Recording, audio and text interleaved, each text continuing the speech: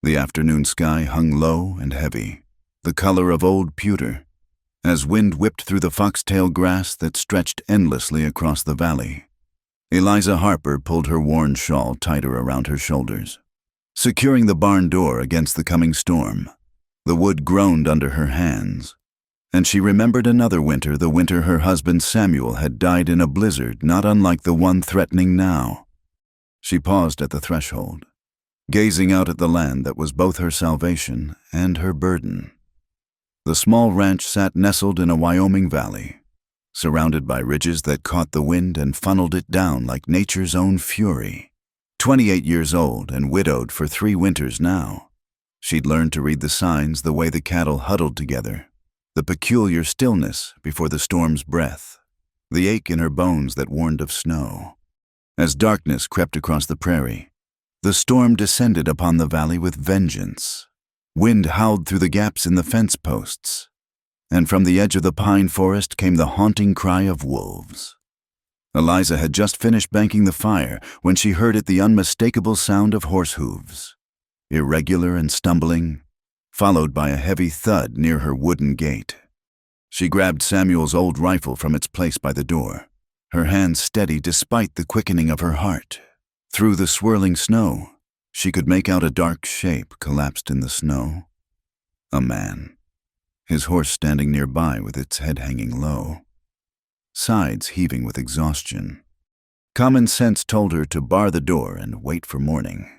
A woman alone had no business taking in strangers, especially in weather that would prevent anyone from checking on her for days. But something in the way the horse nudged its fallen rider, loyal despite its own suffering, moved her to action. Eliza fought through the wind to reach the stranger. Even in the dim light, she could see the quality of his clothes, a sheepskin coat of fine craftsmanship, leather boots that cost more than she'd see in a year, and a saddle tooled with silver. The letters Seeby and Sons Cattle Company were etched into the leather, marking him as a man of means. She managed to drag him inside, no small feat for a woman of her modest stature. By the firelight, she could better assess her unexpected guest. He was younger than she'd first thought, perhaps 30, with dark hair and features that spoke of good breeding even beneath the bruising on his face.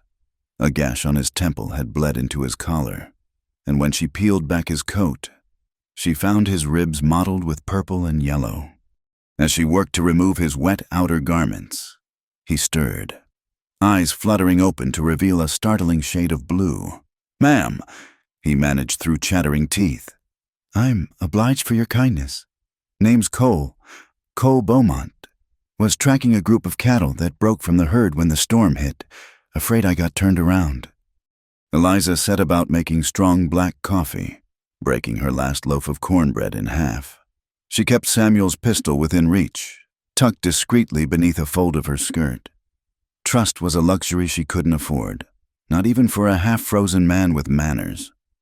"Eliza Harper," she said simply, handing him the steaming cup. "Drink slow. You've taken quite a beating." Cole's gaze wandered around the modest cabin, taking in the careful patches on the curtains, the sparse but clean furnishings, and lingering on the empty cradle in the corner.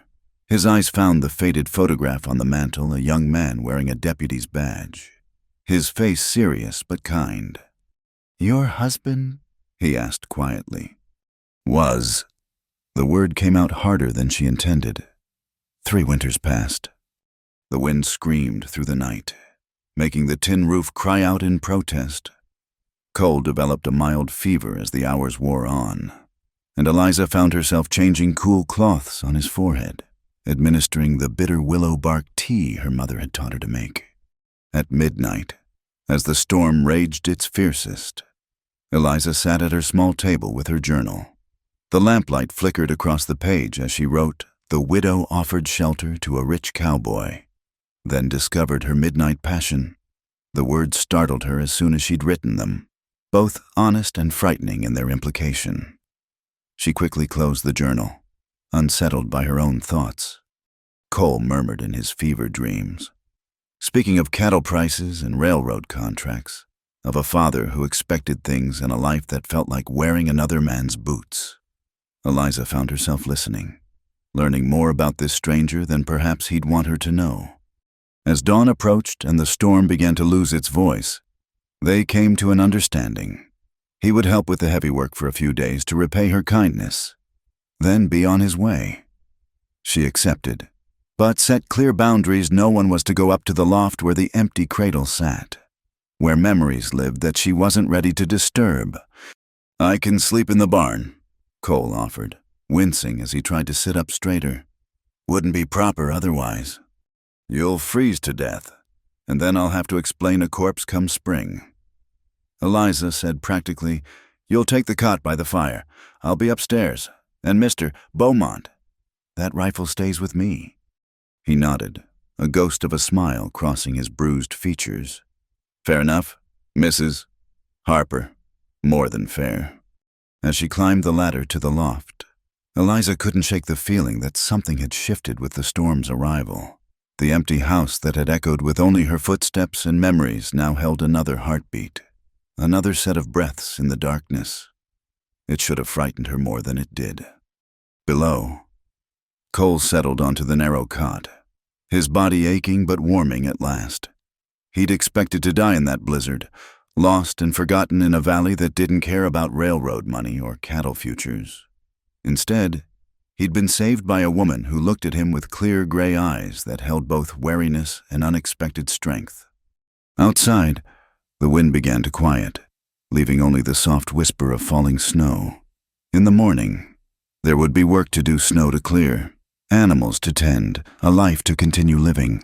But for now, in the small circle of warmth created by the dying fire, two strangers had found shelter from more than just the storm. Dawn broke pale and blue across the snow-covered valley, painting the fence posts in shades of silver and shadow. Cole Beaumont stood at the cabin door, his expensive leather coat looking out of place as he surveyed the work ahead. Despite his upbringing in comfort, his hands showed the calluses of a man who knew ranch work, who had chosen the open range over the drawing rooms of Cheyenne. He set to clearing snow from the pathways, his movements careful but efficient. Each shovelful sent sharp reminders through his bruised ribs, but he welcomed the honest pain of physical labor. It had been too long since he'd felt useful in such a simple, necessary way. Eliza emerged from the barn, her breath forming clouds in the frigid air.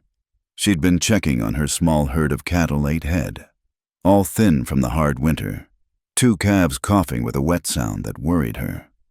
She watched Cole work for a moment, noting how he knew to pile the snow where it wouldn't block drainage come spring melt. "Your calves need warming," Cole said, without looking up. "That cough will turn to pneumonia quick in this cold. Mind if I have a look?" She nodded, surprised by his observation. Together they entered the barn, where Cole immediately set about examining the sick calves. His hands were gentle despite their size, and he spoke soft nonsense to the animals as he worked. "Need to fix that wall," he said, pointing to where wind whistled through gaps in the boards. "Drafts hitting them direct. You got any tar paper?" "Some," Eliza admitted. "But I was saving it for the house roof, I'd wager." Cole finished. "Use it here first. Can't make money off dead cattle. And these little ones won't last another storm without better shelter." They worked in companionable silence, Cole cutting boards to size while Eliza held them in place. When their hands accidentally touched passing a hammer, neither pulled away as quickly as they might have. At midday, they sat at her rough table eating beans and salt pork. Cole spoke of the railroad pushing west, of parties in hotel ballrooms where men decided the fate of territories over brandy and cigars.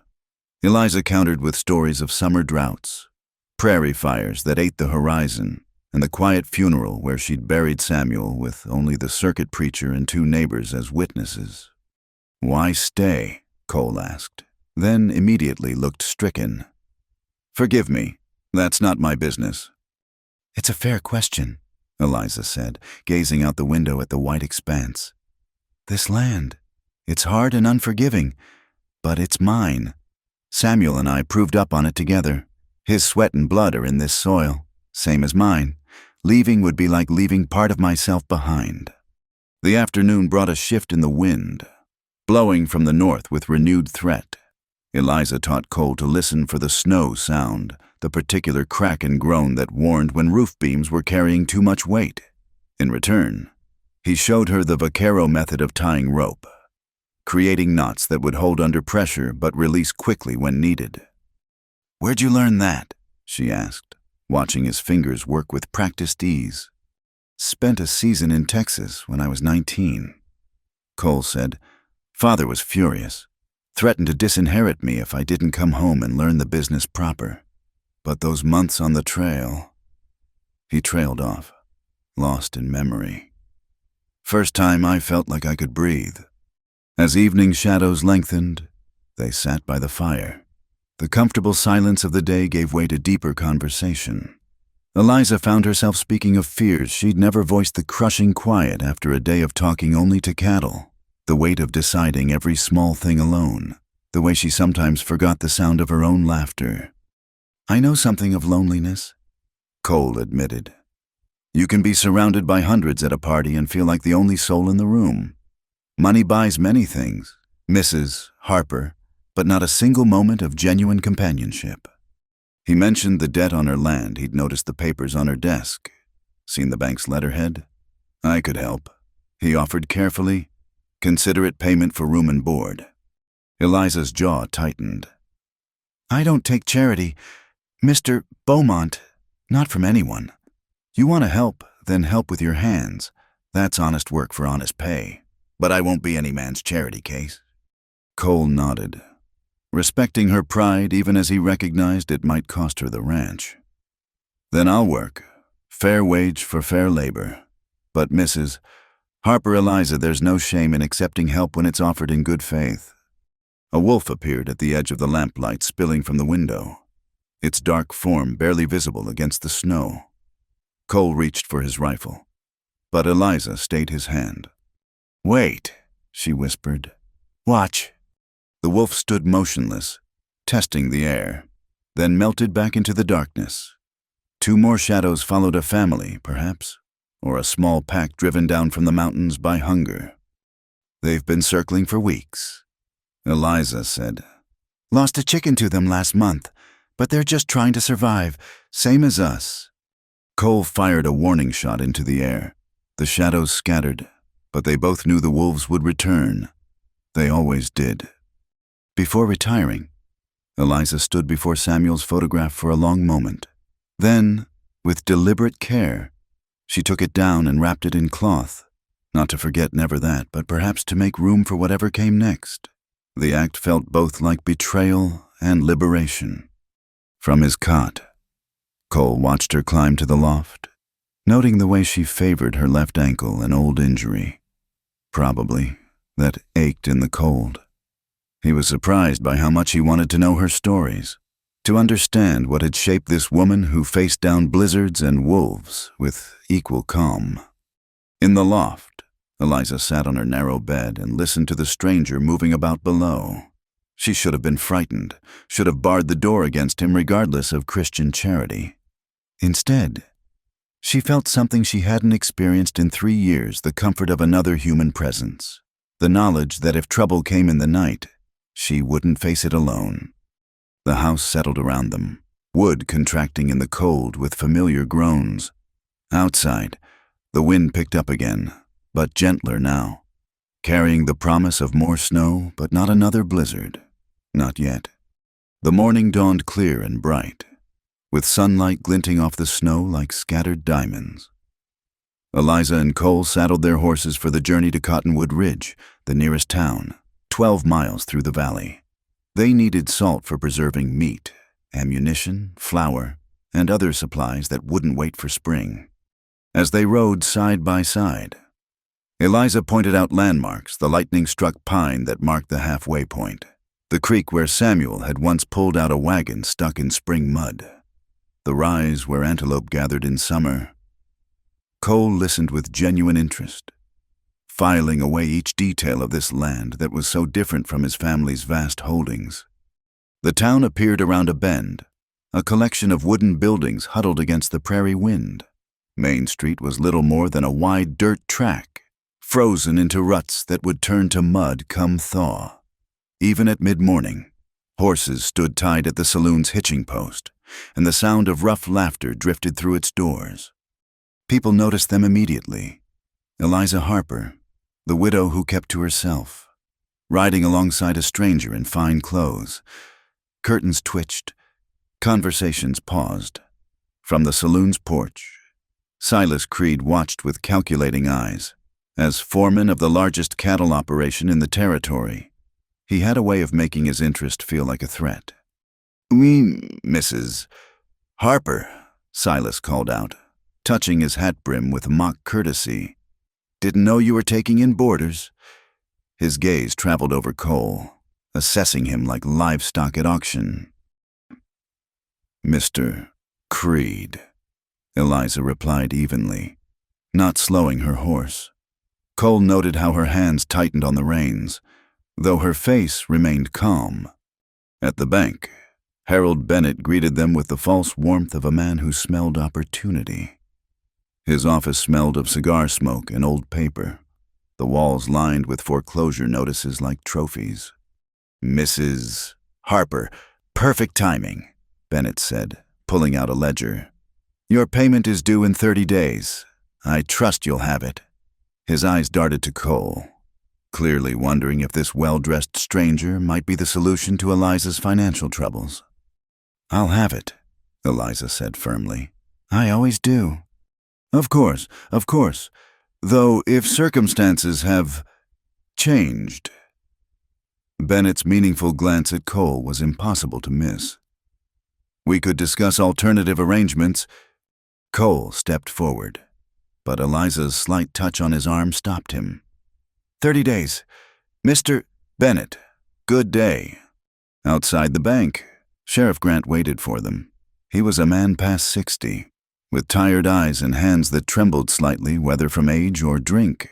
It was hard to say.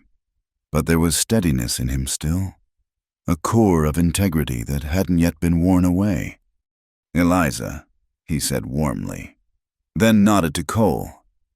"Sir, wanted to mention I've had complaints about cattle being driven across property lines near your place. Eliza, Silas claims his boys are just following strays, but..." He shrugged meaningfully. "My water rights are clear, Sheriff," Eliza said. "I know they are.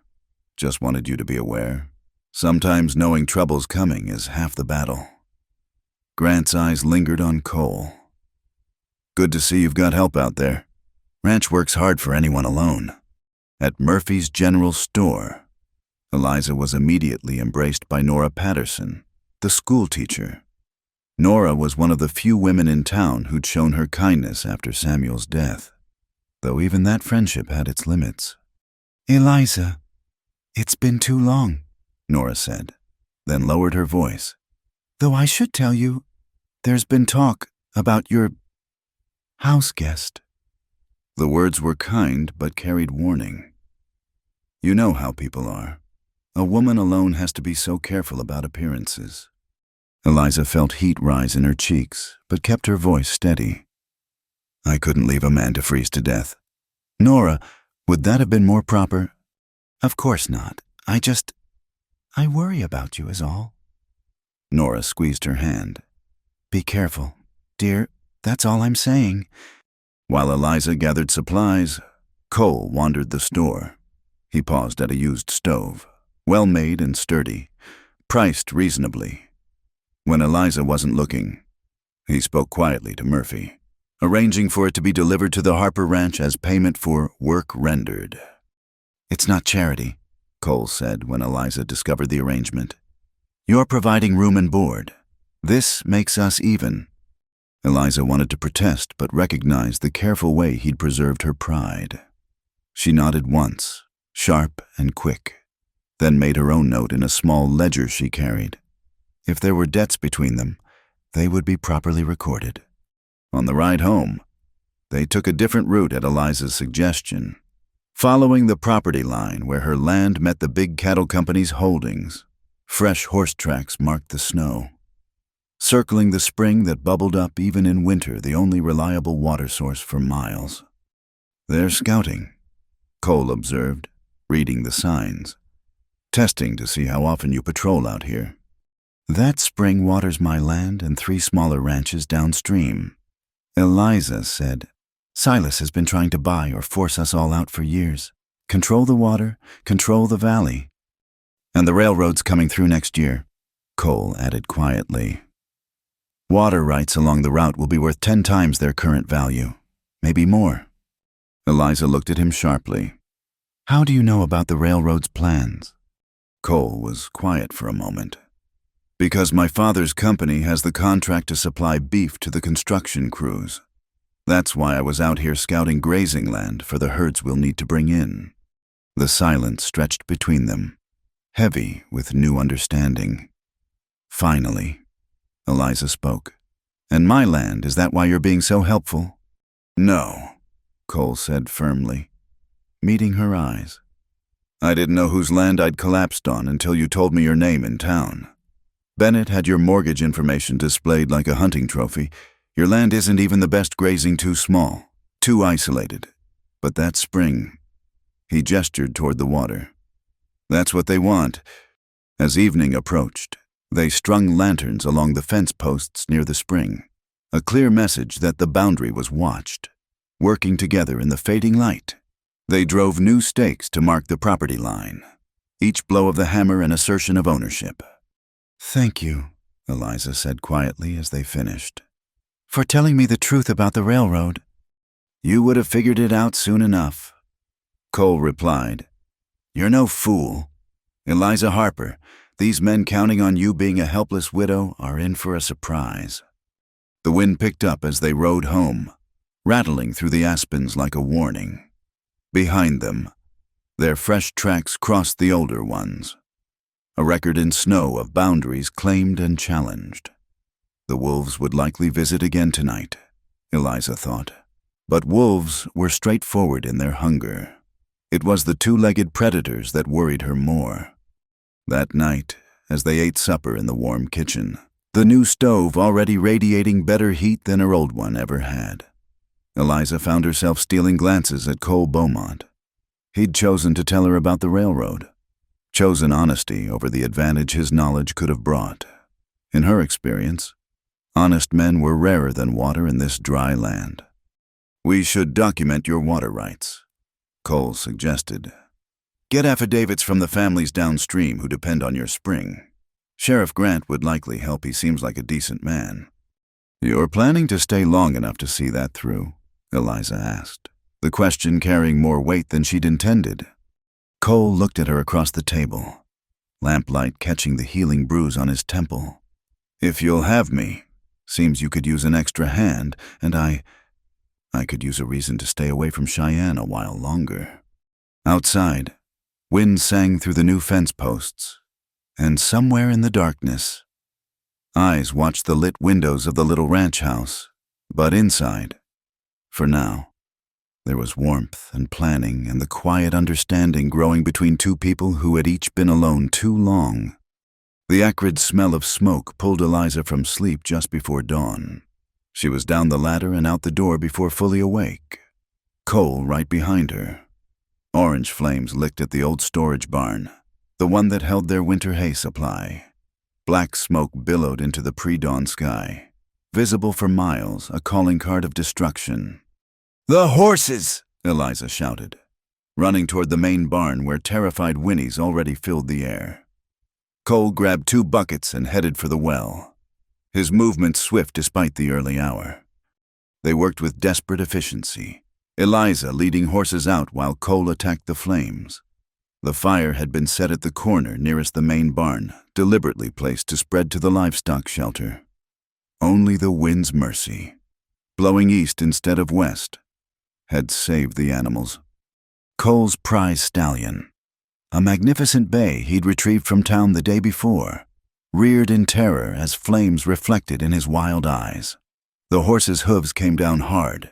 Nearly catching Eliza as she tried to grab his halter, she stumbled backward, directly into the path of falling, burning timber. Cole abandoned the bucket, diving forward to pull her clear. They tumbled into the snow together, embers singing holes in their clothes, the stallion's hooves missing them by inches. For a moment they lay there, breathing hard, faces inches apart in the orange-lit darkness. "You hurt?"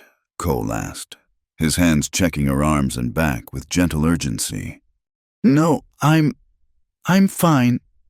But she wasn't. Not really. The deliberate cruelty of the act destroying their winter feed, trying to kill their animals, made her shake with rage more than fear. Sheriff Grant arrived as the sun crested the ridge, the old barn now nothing but smoking ruins. He walked the perimeter slowly, his experienced eyes reading the scene. Cole followed, pointing out the strange boot prints, the empty kerosene can tossed carelessly in the brush, the deliberate pattern of the fire's setting. "Found some .44, 40 casings over here too," Grant said quietly, holding up the brass. "Same caliber Silas's boys favor, but that's not proof half the territory shoots. 44 to 40 inches. Silas himself rode up an hour later with 3 of his men, their faces carefully arranged in expressions of concern. "Heard you had some trouble. Mrs. Harper. Terrible thing. Must have been those drifters everyone's been talking about." "What drifters?" Eliza asked coldly. "Oh, hadn't you heard group of no accounts been causing problems all along the valley? Probably the same ones who scattered my herd last week. Cost me 2 days rounding them up." His smile was sharp as winter wind. "Course, my boys tracked them heading south. Long gone by now. I'd expect." Cole stepped forward, placing himself slightly between Eliza and Silas. Interesting that these drifters knew exactly which barn held the winter feed, almost like they'd been watching the place. Silas's expression hardened. "You calling me a liar, stranger?" "Just observing." Cole replied evenly. "Man in the cattle business appreciates good observation, doesn't he?" The 2 men stared at each other, the air between them charged with unspoken threat. "Finally." Silas touched his hat brim. "You folks take care now. Dangerous times. Widow woman living out here alone, even with temporary help." After they left, Grant sighed heavily. "I'll file a report, but without witnesses or solid evidence." He spread his hands helplessly. "Silas owns half the county commissioners. My word against his don't amount to much." That evening, Eliza sat at the kitchen table, staring at the numbers that wouldn't add up. Without the hay, she'd have to buy feed at winter prices, money she didn't have. The mortgage payment loomed. And now this. Cole watched her work, saw her hands tremble as she set down the pencil. "We'll figure something out," he said quietly. She laughed, but it was bitter. You planning to mortgage your future too?" The fear and exhaustion made her words sharper than intended. "This isn't your fight. Cole, you could ride out tomorrow. Go back to your railroad contracts and fancy parties." "I could," he agreed. "Is that what you want?" The question hung between them. Eliza rubbed her smoke-reddened eyes, and when she looked at him again, her defenses had cracked slightly. "I'm scared," she admitted, the words barely audible. "Not of Silas or his thugs, but of losing this place. It's all I have left of Samuel, of the life we planned, if I lose it." Cole moved around the table, kneeling beside her chair so they were eye level. "You won't lose it, and even if God forbid you did, you'd still be Eliza Harper. This land doesn't define you. Your courage does, your stubbornness, your kindness to strangers in snowstorms." She smiled weakly. "Stubbornness isn't much currency at the bank." "No, but it's worth its weight in gold out here." He took her hand. "Work roughened meeting work roughened. Let me help. Not charity partnership. I've got money sitting in Cheyenne doing nothing but making my father richer. Let me invest it in something real." Eliza pulled her hand back. "And then what I trade owing Bennett to owing you?" "No, we documented proper a business arrangement. I invest in improving the ranch. We share the profits. Your land, your water rights, your knowledge. My capital and connections.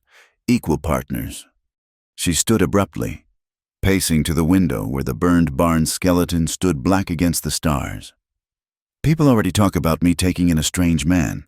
What would they say about this, a business partnership? She laughed again, humorlessly.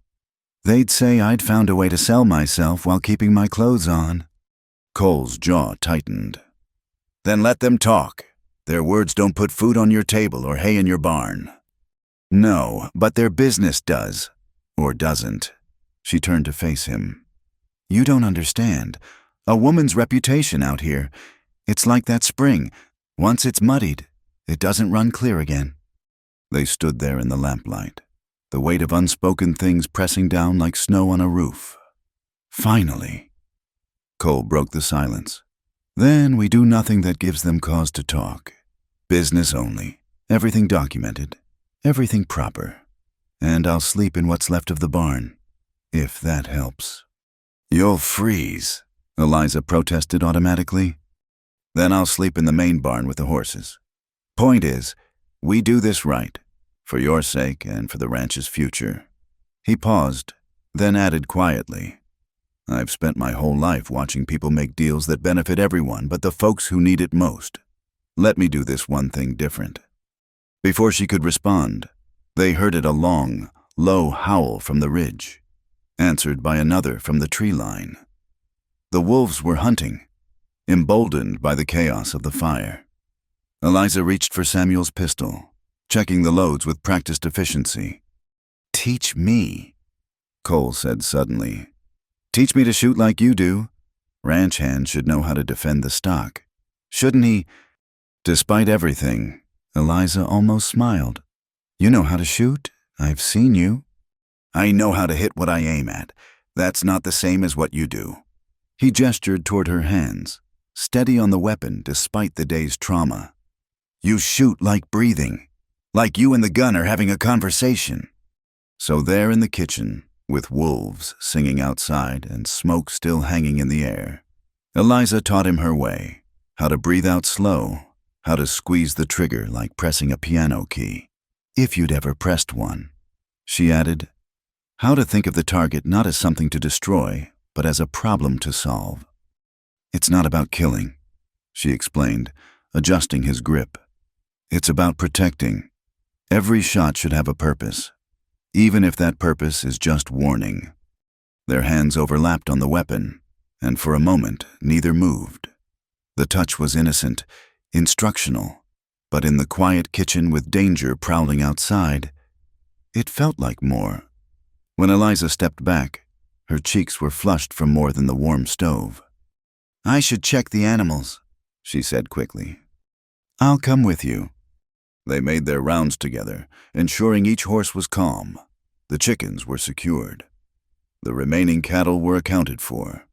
The wolves had moved on, probably after easier prey. As they walked back to the house, Cole caught Eliza's arm gently. I meant what I said, about partnership, about doing this right. But Eliza, he struggled for words. What I feel, what I'm starting to feel, that's not about business. I want you to know that, but I'll keep it separate. Your reputation, your choices, they come first, always.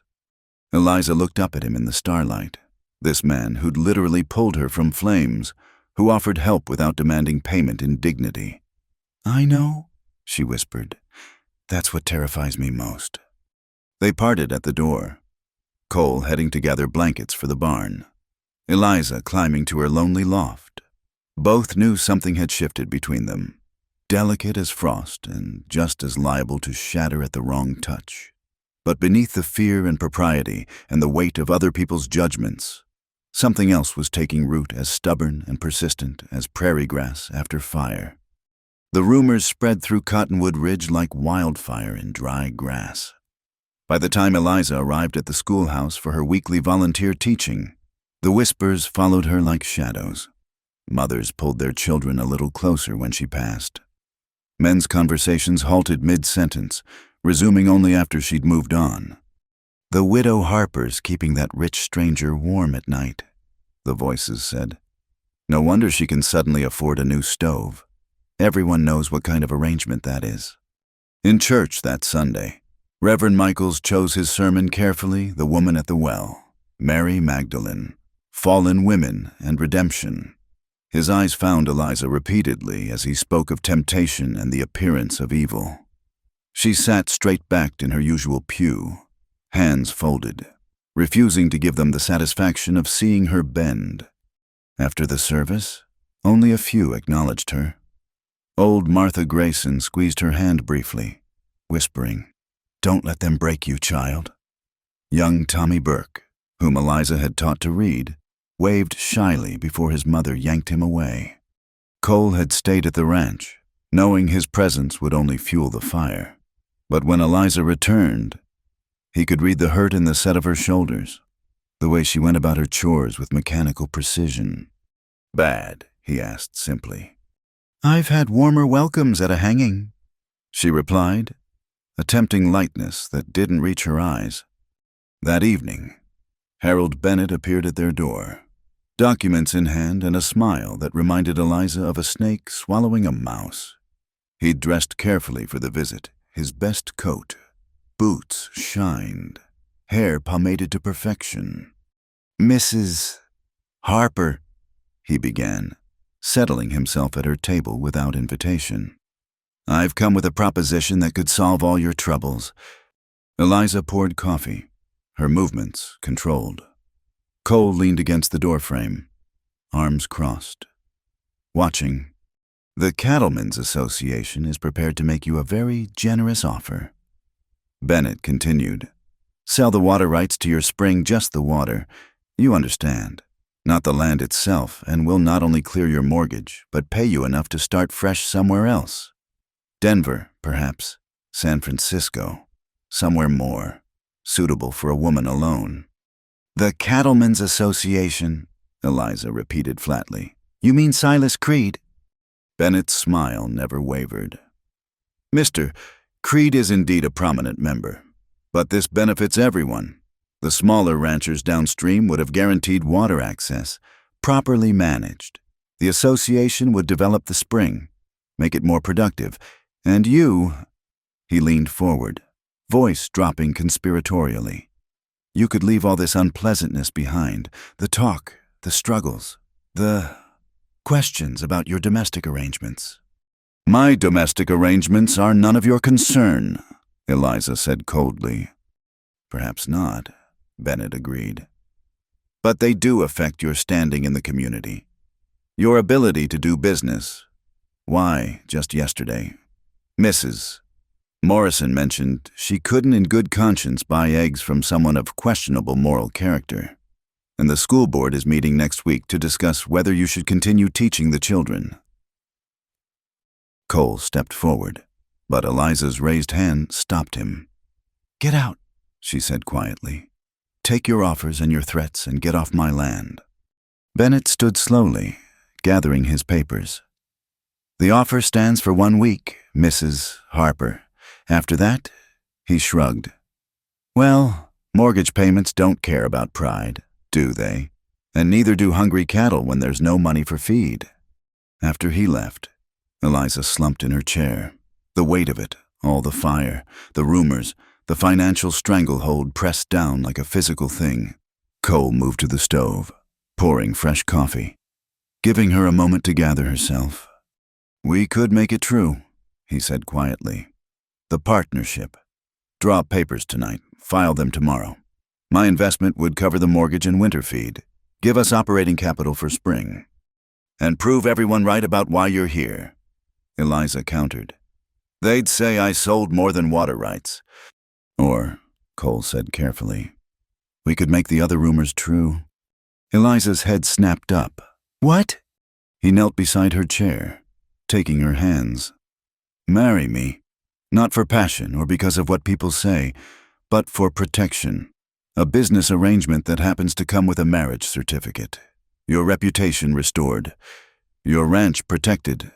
And—" He paused, struggling with honesty, and maybe a chance for something real to grow, in its own time. Eliza pulled her hands free. Standing so abruptly, her chair scraped against the floor. "You think I'd marry for convenience, for money? I think you'd do whatever it takes to save this ranch and maintain your independence. Cole replied. Just like you took in a half-frozen stranger because it was the right thing to do. This wouldn't be about money, Eliza. It would be about partnership. Equal partnership. She paced to the window, staring out at the land that demanded so much. And what happens when you get tired of playing rancher, when your father demands you return to Cheyenne? When you realize you've tied yourself to a widow with more pride than sense? Then we deal with it honestly, Cole said. Like we've dealt with everything else. He joined her at the window. I'm not Samuel, Eliza. I'm not trying to replace him or make you forget, but I am here, and I'm offering what I can. The silence stretched between them, filled with unspoken possibilities. Finally, Eliza spoke, her voice barely above a whisper. I need time to think. Of course. Cole headed for the door, then paused. For what it's worth, the idea of marriage, it started as practical, but somewhere between fighting that fire and watching you face down Bennett just now. He smiled sadly. Let's just say my motives aren't as pure as they should be. Alone. Eliza sat at her table with her journal. The lamplight flickered across empty pages, waiting for words she couldn't find. Finally, she wrote, The midnight passion I discovered isn't desire. It's the hunger to live again, to trust again, to believe that accepting help isn't the same as surrender. Outside, clouds gathered on the horizon, promising more snow. Sheriff Grant had stopped by earlier, mentioning that several small ranchers had found their fences cut, their cattle mysteriously mixed with association herds. The pressure was mounting on everyone who depended on Eliza's spring. She thought of Samuel, of the dreams they'd shared over this same table. Would he want her to fight alone until she lost everything? Or would he understand that survival sometimes meant adapting, accepting help, even perhaps accepting love again? A soft knock interrupted her thoughts. Cole stood at the door with an armload of firewood, snow dusting his shoulders. Thought you might be running low, he said, not mentioning that he'd already filled the wood box that morning. As he stacked the wood, Eliza watched him, this man who'd entered her life in a blizzard and stayed to face fires both literal and figurative. His proposal hung between them, unaddressed but present as the snow beginning to fall. Cole, she said suddenly, that night you arrived, I wrote something in my journal about discovering a midnight passion. I was afraid it meant something improper, but I think I understand now. She met his eyes. It's about choosing to live instead of just survive, about being brave enough to want things again. He set down the wood slowly. And what do you want, Eliza? Time, she said. Time to know if what I feel is real or just gratitude. Time to be sure you know what you're offering. This land, these people, this life, it's not easy. It breaks things in you and builds others. I need to know you understand that. Then we take time, Cole agreed. But Eliza, the mortgage. I'll figure something out. I always have, she smiled. Small but genuine. Maybe start by selling some of those eggs, Mrs. Morrison suddenly doesn't want. Someone in the next county might appreciate their questionable moral character. Despite everything, Cole laughed. And in that moment, with snow falling and troubles mounting and the whole territory seemingly against them, something shifted. Not a declaration or a promise, but a possibility delicate as new ice, but forming all the same. The confrontation came at sunset, when the sky bled red across the valley. Silas Creed arrived with 6 men, driving a herd of cattle straight toward Eliza's property line. Cole spotted them from the ridge where he'd been checking fence and rode hard back to the ranch, arriving just as the lead steers crashed through the wooden rails near the spring. Evening, Mrs. Harper, Silas called out, touching his hat with a mock courtesy. Seems my boys lost control of the herd.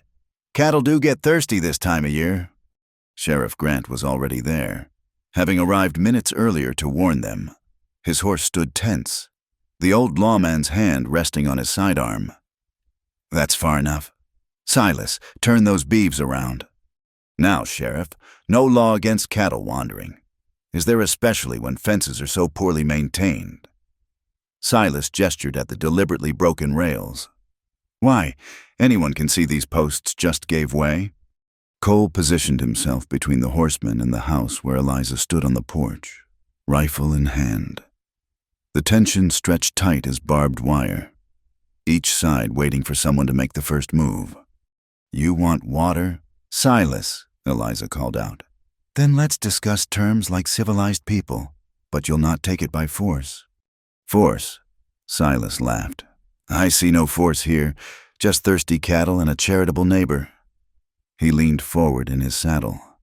Though I hear you've been mighty charitable lately, haven't you? Widow Harper taking in strays, warming cold beds. The crack of a rifle shot cut him off. Eliza's bullet kicked up dust inches from his horse's hooves. The animal danced sideways, and Silas fought to control it, his face darkening with rage. Next one's higher, Eliza said calmly, already leveraging another round into the chamber. What happened next came too fast for thought. One of Silas's men, young and nervous, went for his gun. Grant shouted a warning. Cole drew and fired in one smooth motion, his bullet striking the man's shoulder, spinning him from his saddle. Another shot cracked out wild, panicked, catching Grant in the upper arm. Hold your fire, Grant roared, even as blood seeped through his shirt. Everyone stand down. The cattle, spooked by gunfire, scattered in all directions. Men cursed and horses wheeled as the scene dissolved into chaos. Through it all, Silas sat perfectly still, a cold smile playing at his lips.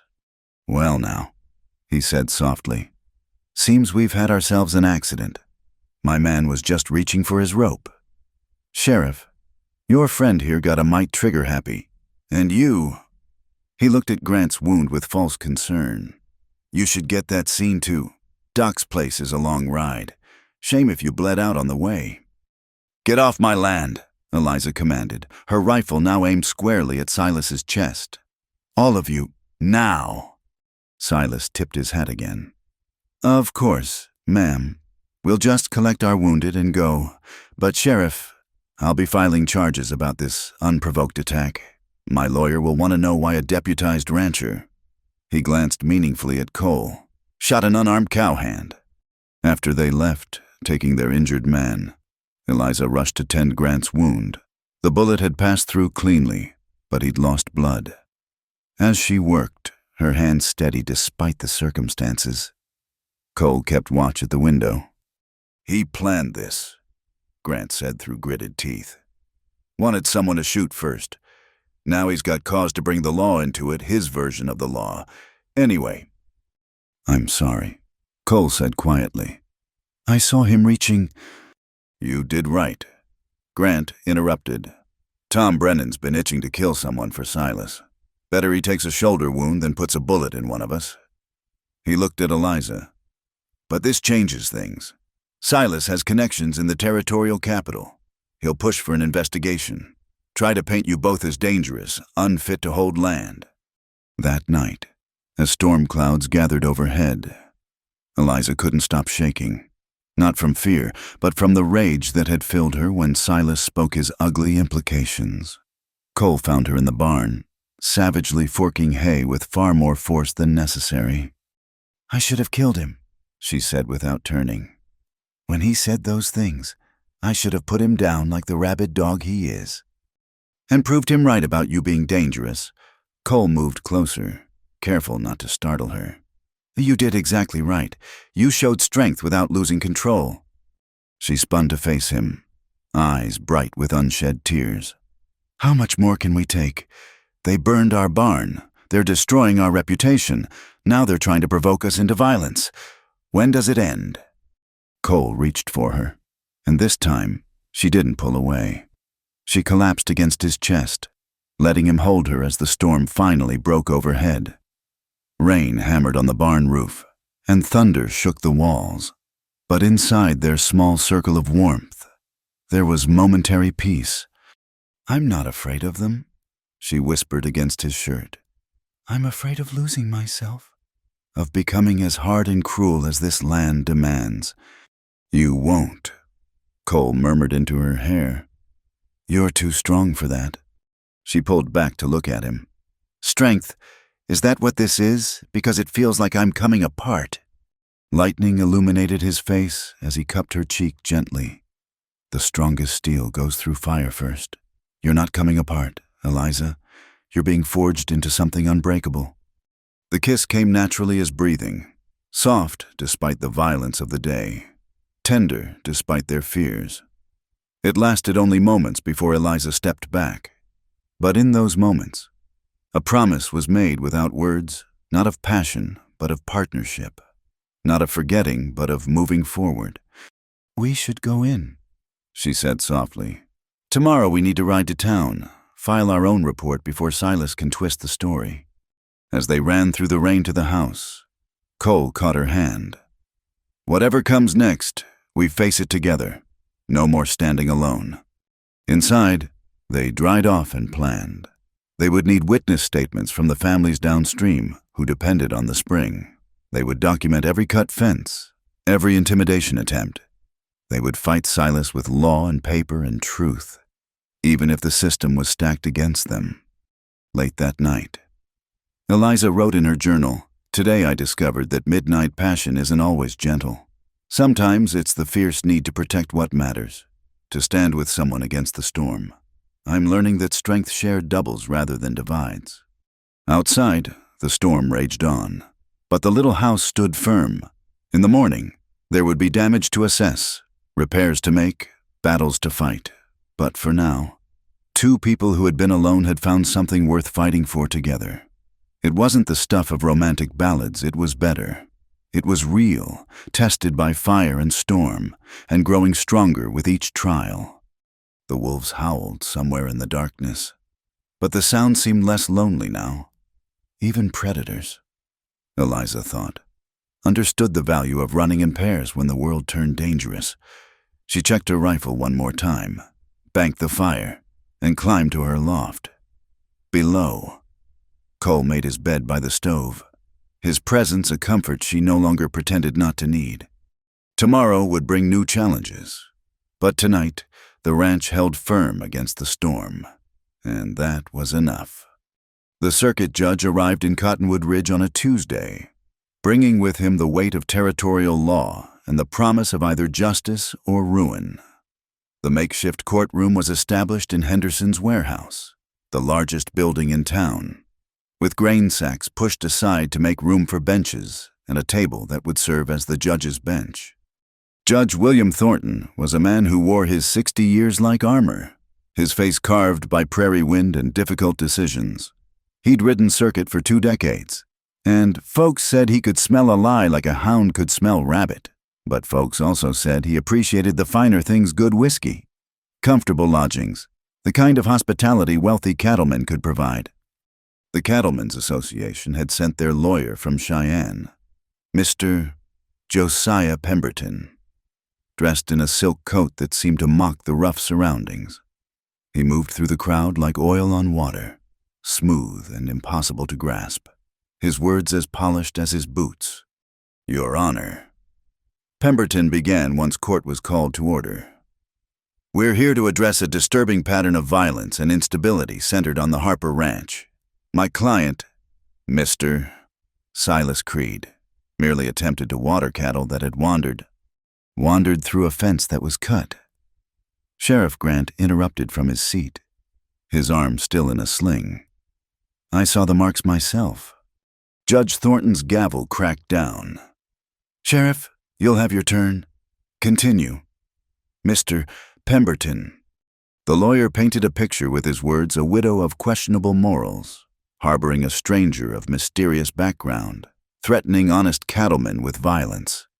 He brought forward witnesses: the wounded cowhand, his arm dramatically bandaged, telling how he'd merely reached for his lasso when shot; Bennett from the bank, discussing Eliza's financial desperation; even Reverend Michaels, reluctantly admitting to the moral concerns of the community. Through it all, Eliza sat straight-backed beside Cole, her hands folded in her lap. She'd worn her best dress, the black wool Samuel had loved, and pinned her hair severely back. But no amount of propriety could shield her from the whispers that rippled through the crowd with each insinuation. When it came time for the defense, Eliza stood herself. Having no lawyer to speak for her, the warehouse fell silent. "Your Honor," she began, her voice clear despite the tremor in her hands. 3 years ago, I buried my husband on our land. Since then, I've worked every day to keep the promise we made to that piece of earth to tend it, protect it, share its bounty. The spring on my property waters not just my cattle, but 3 other families' stock. We've never denied water to anyone who asked properly." She continued, laying out the facts with simple precision. The cut fences, documented by Sheriff Grant. The barn burning, with boot prints that matched those of known Creed employees.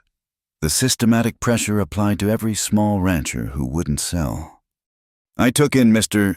Beaumont during a blizzard because leaving him to die would have been murder. He's worked honest labor in exchange for shelter. If Christian charity has become criminal in Wyoming territory, then we've already lost more than land rights." Nora Patterson stood next to testify, her teacher's bearing commanding respect. "I've known Eliza Harper for 4 years. She teaches our children to read without taking payment. She shares her vegetables with families who have none. If we're judging moral character, perhaps we should look at those who burn barns and poison wells." "Objection," Pemberton called. "No wells have been poisoned." "Not yet," Nora replied sharply. "But we all know what happens to those who oppose the association." More witnesses came forward, the downstream families who depended on Eliza's spring, merchants who'd been pressured not to do business with her, ranch hands who'd overheard threats. The tide seemed to be turning until Pemberton played his final card. "Your Honor, regardless of these testimonies, the fact remains that Mr. Beaumont drew and fired first. By his own admission, he shot an unarmed man. The law is clear on such matters." Cole stood to speak in his own defense. "Your Honor, I saw a man reaching for what I believed was a weapon. In a situation already tense with threats of violence, I aimed to wound, not kill, any reasonable man." "Any reasonable man," Pemberton interrupted smoothly, "wouldn't be living in compromising circumstances with a widow, claiming to be a simple ranch hand while hiding his true identity." He produced a telegram with flourish. "Cole Beaumont, heir to Beaumont Cattle Company, one of the largest operations in Colorado. What's a wealthy man doing playing cowboy on a failing ranch, if not pursuing other interests?" The crowd erupted in whispers. Eliza felt the blood drain from her face, not at the revelation, which she'd suspected, but at how it would be twisted against them. Judge Thornton called for order. The afternoon stretched on, with legal arguments flying like bullets. Then, just as it seemed Pemberton had woven an unbreakable web, thunder crashed overhead, rain began to pour, drumming on the tin roof with increasing fury. "If it please the court," Sheriff Grant stood despite the bailiff's protest. "There's something that needs saying." The judge nodded for him to continue. 20 years I've worn this badge, seen all manner of men come through this territory. Some build, some destroy. Silas Creed's been destroying for years, using law when it suits him, violence when it doesn't. That boy wasn't reaching for a rope, he was going for iron, and everyone who knows Tom Brennan knows it. He turned to face the crowd. "We got a choice here. We can let the big operators squeeze out every small rancher, every family trying to build something decent, or we can remember what law's supposed to be protection for all, not just those who can afford fancy lawyers." The rain intensified, and suddenly the warehouse doors burst open. A young ranch hand stumbled in, soaked and muddy. Sheriff Judge Silas Creed's men, they're at the Harper place right now. Saw them riding hard that way with torches. Chaos erupted. Men reached for guns. Women cried out. And through it all, Silas sat with a small smile, as if watching a play he'd scripted himself. "Order," Judge Thornton roared. "Sheriff, take men and investigate. Court is recessed until—" "No," Eliza stepped forward, Please, Your Honor, finish this now. Whatever they're doing to my home, running won't change it, but maybe justice still can." The judge studied her for a long moment.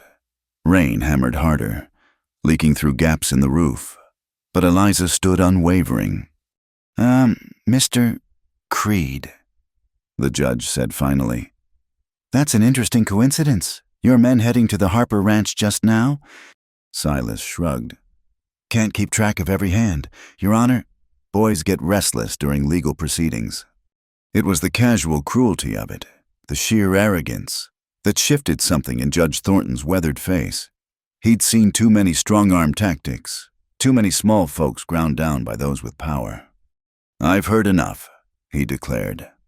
"On the charge of assault against Tom Brennan, I find Mr. Beaumont acted in reasonable defense of life and property. On the matter of water rights, existing claims stand as filed. Any attempt to interfere with said rights will be met with the full force of territorial law." He fixed Silas with a stare that could freeze July. "And Mr. Creed, if any harm has come to the Harper property during these proceedings, you'll answer for it. Sheriff Grant, despite your injury, I'm appointing you special investigator with full authority to pursue charges of arson, intimidation, and conspiracy." The gavel came down like thunder, barely audible over the storm and the crowd's reaction. Silas's smile finally faltered as several townsmen stepped forward, offering to ride with Grant to the Harper Ranch. In the chaos that followed, Cole found Eliza's hand. "Your home is just wood and nails," she finished, though her eyes betrayed her fear. "We'll rebuild if we have to. What matters is we won this round." As they prepared to ride out into the storm, not knowing what they'd find, Judge Thornton approached. "Mrs. Harper," he said quietly, "your speech about Christian charity and keeping promises to the land reminded me why I started riding circuit in the first place. Don't let them break you." The ride back was a nightmare of mud and lightning, but half the town rode with them. Whatever happened next, Eliza realized, she and Cole wouldn't face it alone. The community that had whispered and judged was finally choosing a side. The night was moonless, with clouds thick as wool blocking even the stars. Silas Creed had broken out of the temporary jail in town, no surprise to anyone who knew how deep his pockets ran. Word came at midnight from young Billy Turner, who'd ridden hard through dangerous weather to warn them. "Ma saw them gathering at the old mill," the boy gasped, rain streaming from his hat. "8 men, maybe more. Pa says they're coming to finish what they started." Cole and Eliza exchanged glances. They'd been expecting this, preparing for it, ever since the trial. They'd known Silas wouldn't accept defeat through legal channels. Pride and greed made a dangerous combination in a man who'd never been told no. "Ride back to town," Eliza told Billy, pressing coins into his hand. "Fine, Sheriff Grant. Tell him to bring whoever will come." "But Mrs. Harper." "Go," Cole said firmly. "Quick as you can." As the boy disappeared into the darkness, they set about their preparations. Cole had spent the previous days creating defensive positions, overturned wagons near the house, water barrels placed strategically for cover. Eliza checked their ammunition, her movements calm and methodical. Fear was a luxury they couldn't afford. They doused all lights in the house, leaving only a single lamp burning in the barn as bait. Then they took their positions, Eliza at the upstairs window where she could cover the approach, Cole behind the water trough with a clear view of the barn and corral. The wind picked up, rattling windows and making every shadow seem alive. Somewhere in the distance, a coyote howled, the sound lonely and wild. They waited. The attack came just before dawn, in that gray hour when night reluctantly gives way to day. Dark shapes materialized from the prairie, moving with purpose toward the buildings. Eliza counted 9 men, Silas's bulky form recognizable even in the dim light. The first shot shattered the kitchen window. Eliza held her fire, waiting as Cole had taught her. Let them commit, show their positions. Glass tinkled to the floor below as more bullets followed. But the house walls were thick logs that had weathered worse than lead. When the attackers moved closer, confident in their numbers, Eliza squeezed her trigger. Her shot caught the sniper positioned behind the chicken coop, dropping him with a cry. She levered another round, her hands steady despite the tears that ran down her cheeks. Even justified. Taking a life carved something from your soul. Cole's rifle cracked from below, precise and deadly. Another attacker spun and fell, the rest scattered for cover. Their easy victory suddenly transformed into a real fight. "Harper!" Silas's voice boomed across the yard. "This doesn't have to end bloody. Sign over them water rights and we ride away. Simple as that." "The only thing you're riding away in is shackles or a pine box." Eliza called back. "Your choice, Silas." Gunfire erupted again. Muzzle flashes lighting the pre-dawn darkness like deadly fireflies. Eliza kept low, moving between windows, making them think there were more defenders than just two.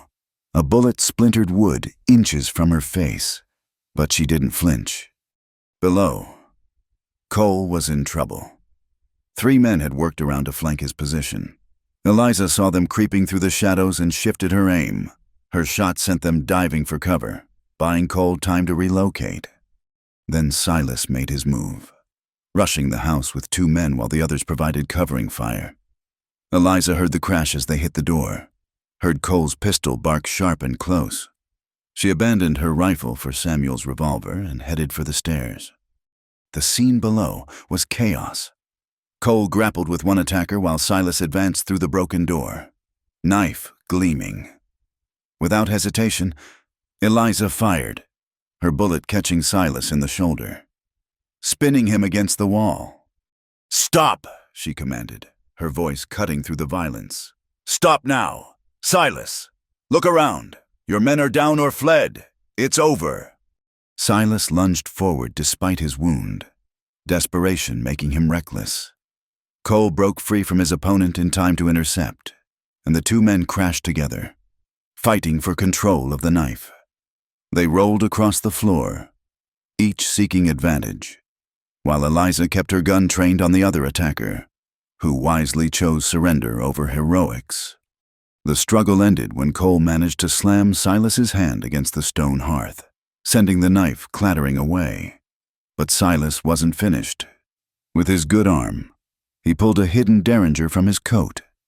Time slowed. Eliza saw the small gun rise toward Cole, saw the triumph in Silas's eyes, and knew she had one heartbeat to act.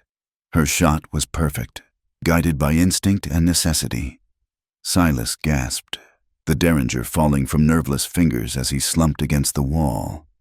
"Should have taken the money," he wheezed, blood bubbling on his lips. "Railroad's coming anyway. You can't stop progress." "Maybe not," Eliza said quietly, kneeling beside him despite everything. "But we can choose how it comes. With honor or with blood. You chose blood." Sheriff Grant arrived with 12 men just as the sun broke the horizon, painting the battlefield in shades of gold and crimson. They found Silas dead, 3 of his men wounded, and the rest scattered to the winds. The house bore new scars, bullet holes and broken windows, but it stood firm. "Self-defense, clear as day," Grant pronounced after hearing the tale. "Though I wish it hadn't come to this." As the bodies were loaded onto wagons and the wounded tended, Eliza stood in her ruined doorway, Cole beside her. The violence of the night clung to them like smoke, and she knew it would be days before the shaking truly stopped. "I've never killed a man before," she said softly. "Samuel always said taking a life changes you, leaves a mark that doesn't fade." Cole took her hand, his own still trembling slightly. "You saved my life, and you gave him choices right up to the end. The mark you'll carry is one of courage, not cruelty." The townspeople who'd come with Grant didn't leave immediately. Instead, they set about helping boarding broken windows, cleaning blood from floors, setting the door back on its hinges. Nora Patterson brought food, Murphy from the general store arrived with supplies on credit, waving away talk of payment. Even Reverend Michaels came, offering prayers and, more surprisingly, an apology for his earlier judgment. As the sun climbed higher, revealing the full extent of the night's damage, something unexpected happened. The families from downstream began arriving, the Johnsons, the Kowalskis, the Martinez clan. They brought tools and lumber, ready hands and willing hearts. Water flows to all or none. Old Juan Martinez said simply, "You fought for all. We build for all." By noon, the yard was full of people working together. The bullet holes were patched, new glass cut for windows. The door rehung stronger than before. Children played in the yard where violence had reigned hours earlier, their laughter a kind of cleansing. Bennett from the bank arrived near sunset, looking uncomfortable among the workers. He cleared his throat nervously as he approached Eliza. "Mrs. Harper," he began, then stopped, starting again. "I've been instructed by the Cattlemen's Association, what's left of it, to inform you that all claims against your land are withdrawn.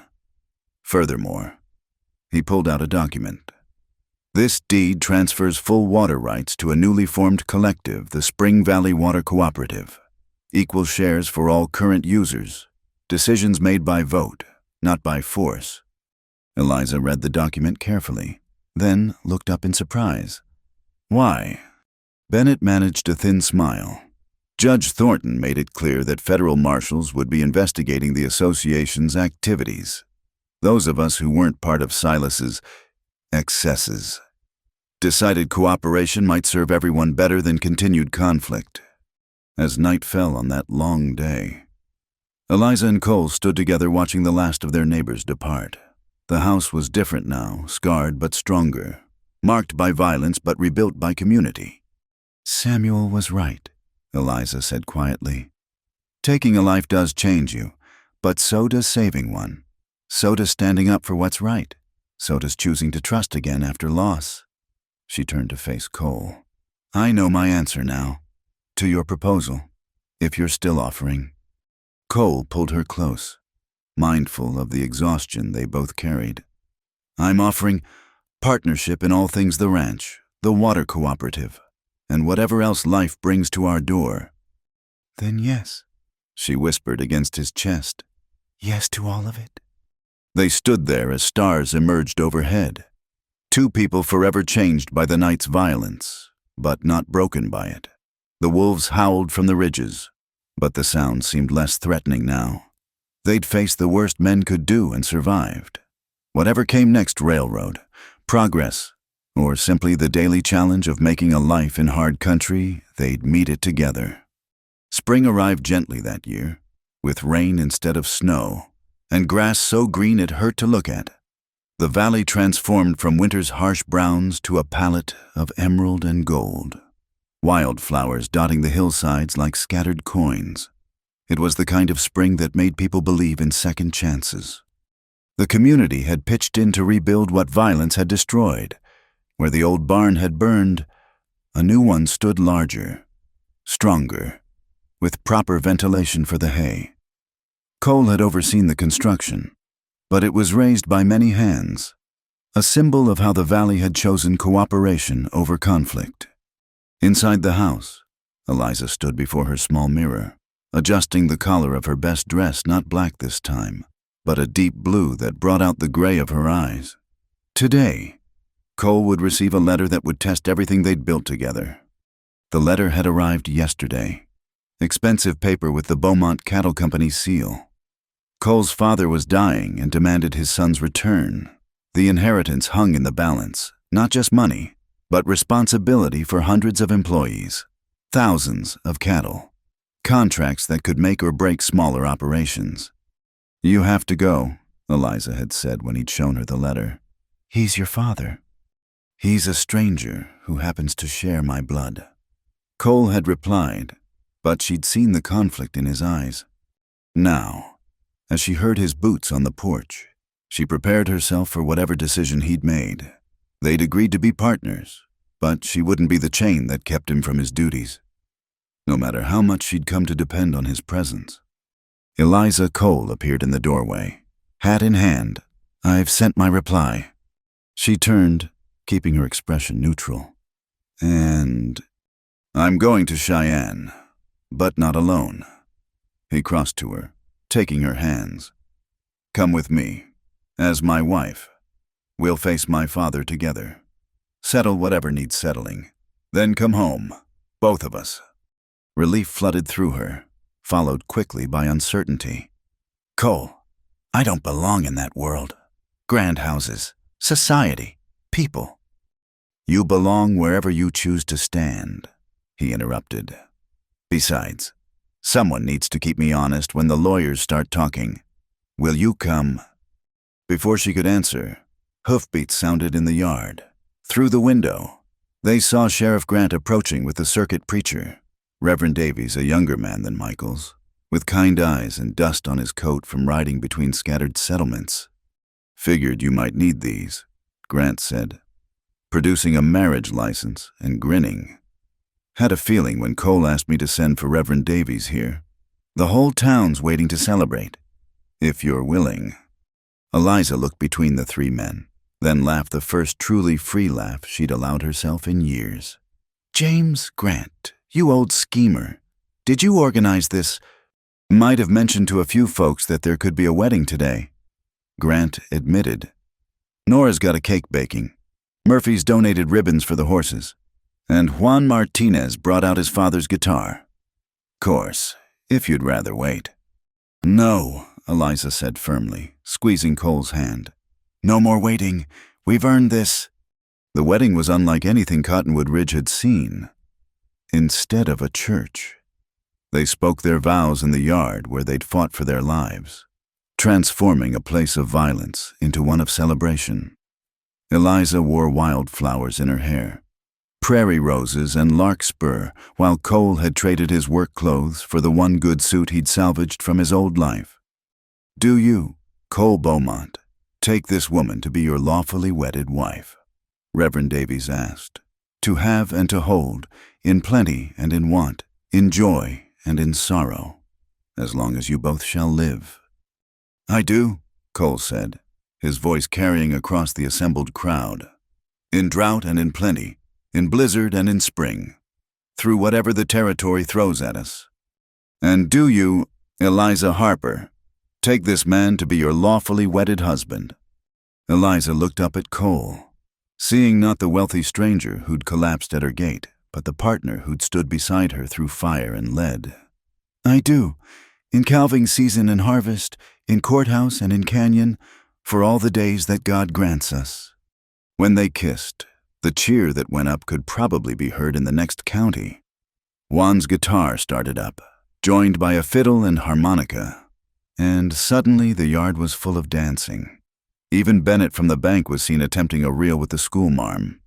As evening fell, Cole and Eliza slipped away from the celebration to walk down to the spring. The water bubbled clear and constant, unmindful of all the blood shed over it. "I meant what I said," Cole told her. "We'll go to Cheyenne, but we'll come back. This is our home. And if your father's will requires you to stay to run the company from there..." Cole pulled out a folded document. "Already thought of that. Had Grant witnessed this yesterday. I'm signing over half ownership of our ranch to you, regardless of what happens in Cheyenne. The Spring Valley Ranch. Equal partners. Remember." Eliza unfolded the paper, seeing their names together in legal print. "You know I didn't marry you for security." "I know. You married me despite my money, not because of it. That's just one of the reasons I love you."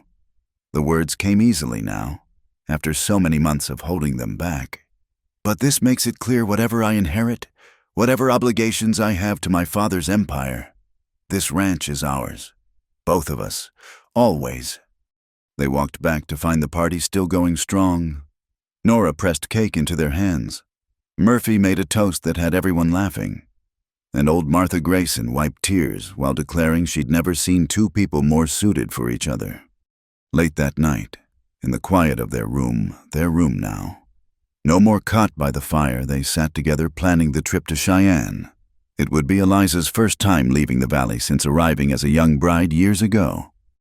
"Are you frightened?" Cole asked, watching her count out what money they had for travel expenses. "Terrified," she admitted. "But not of your father or his fancy world. I'm afraid of losing us what we've built here. It's easy to be partners when we're fighting common enemies. What happens when we're sipping tea in parlors?" Cole moved behind her chair, hands gentle on her shoulders. "Then we'll scandalize them all by talking about cattle prices and water rights. I fell in love with a woman who can shoot straight and speak truth. I don't want that to change." "It won't," Eliza promised, covering his hands with hers. "Though I might need to buy a dress that isn't patched." "2 dresses," Cole said.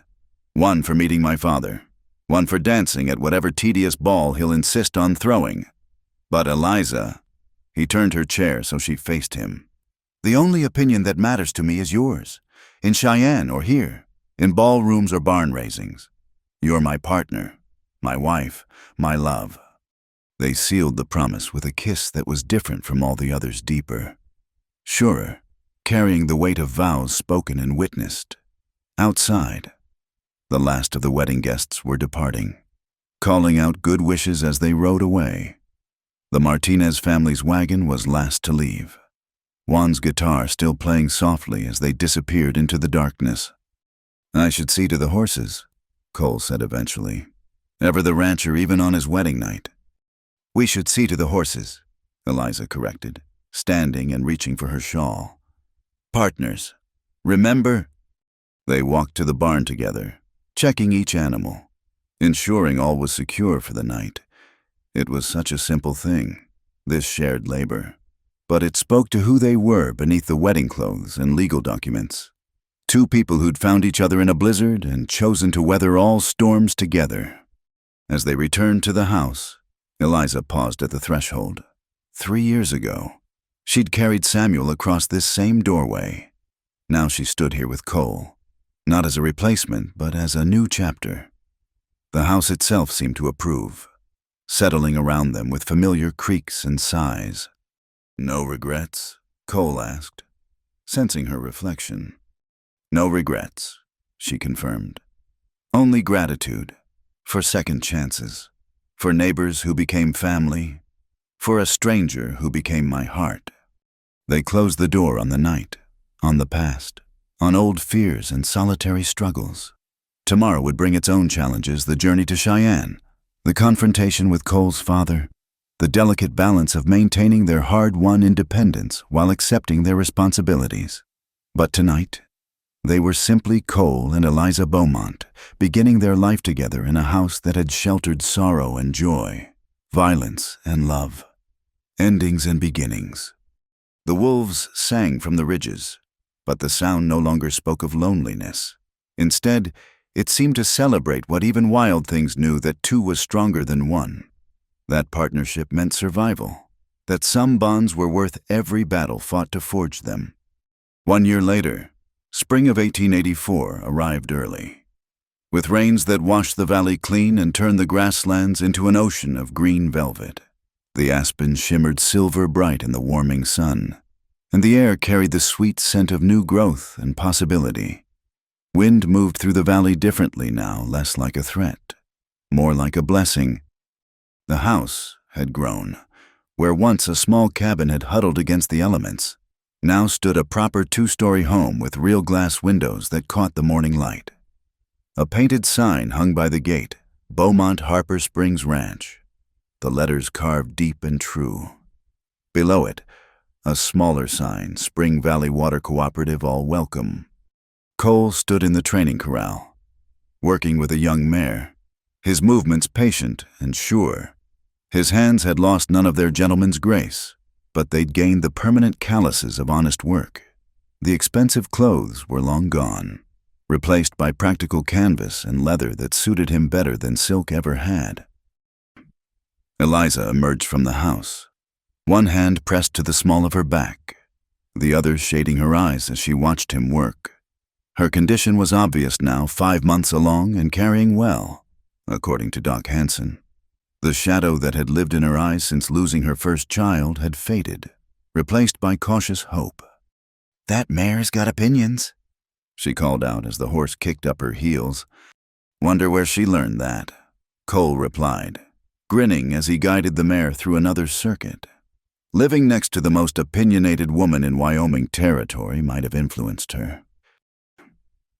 Eliza laughed, the sound carrying across the yard to where a group of children sat in the shade of the new barn. Books spread before them. The school had moved to the ranch 3 days a week, giving local children a chance to learn letters and numbers along with ranching skills. "So, Mrs. Beaumont," young Sarah Martinez called out. "How do you spell irrigation? Tommy says it don't matter, but I want to write about the new ditches proper." "It matters," Eliza assured her, walking over to help. "Everything you learn matters, and Tommy doesn't matter, not don't matter. Grammar counts too." The boy groaned but bent back to his slate. These children would grow up different from their parents, able to read contracts, write letters, figure beyond simple arithmetic. It was a small revolution, happening one lesson at a time. The sound of approaching wagons drew their attention. 3 families were arriving for the monthly water cooperative meeting, a gathering that had become as much about community as business. Juan Martinez drove the lead wagon, his guitar already out, while the Kowalskis brought their famous pierogi and the Johnsons hauled lumber for the new irrigation gates. "Corporation tried to buy me out again," Johnson announced as he climbed down. "Offered 3 times what the land's worth. Told them the same thing I told them last time, money ain't everything." "They'll keep trying," Cole said, joining the group after securing the mare. "Railroad's definitely coming through next year, but with the cooperative holding the water rights jointly, they can't force anyone out." The meeting was held in the main room of the house. Maps spread across the table Eliza and Samuel had once shared. Plans for irrigation ditches, grazing rotations, shared equipment purchases, democracy in action, messy but effective. "We need to address the elephant," Bennett said. He'd become an unexpected ally after Silas's death, using his banking knowledge to help the cooperative establish credit. "The Beaumont Cattle Company's offer. Cole, you sure about this?" Cole nodded. "The terms are clear. They'll contract for beef at fair prices, guaranteed for 5 years. The cooperative provides the cattle. My father's company, my brother's company, now handles the railroad shipping. Everyone benefits." The arrangement had been hard-won.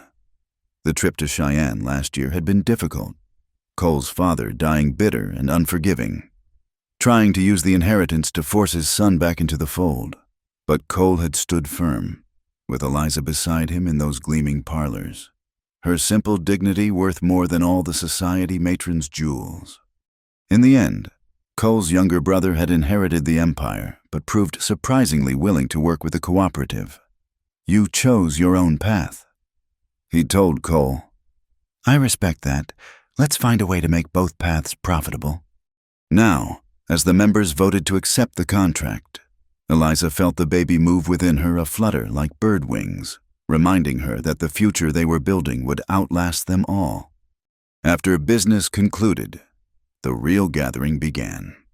Tables were set up in the yard, food shared freely, children running between the adults' legs while music filled the air.